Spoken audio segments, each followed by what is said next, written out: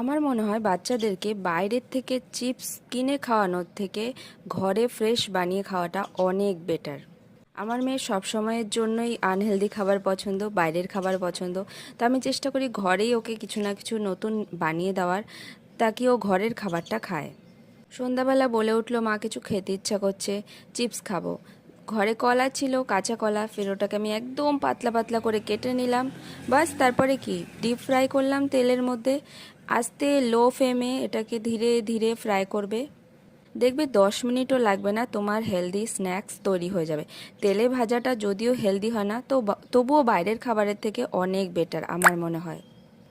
যখন এটা brown brown হয়ে যাবে তখন এটাকে তুলে নেবে। বাস ওর উপর দিয়ে একটুখানি বিট নুন আর একটুখানি লঙ্কার পাউডার, চাইলে ব্ল্যাক পেপার পাউডারও দিতে পারো, খুব টেস্টি হয়। আর একটুখানি সস দিয়ে দাও, যেটা বাচ্চাদের খুব পছন্দ। আমার মেয়ে তো একটুখানি মেয়োনিজও নিয়েছিল ওর সাথে।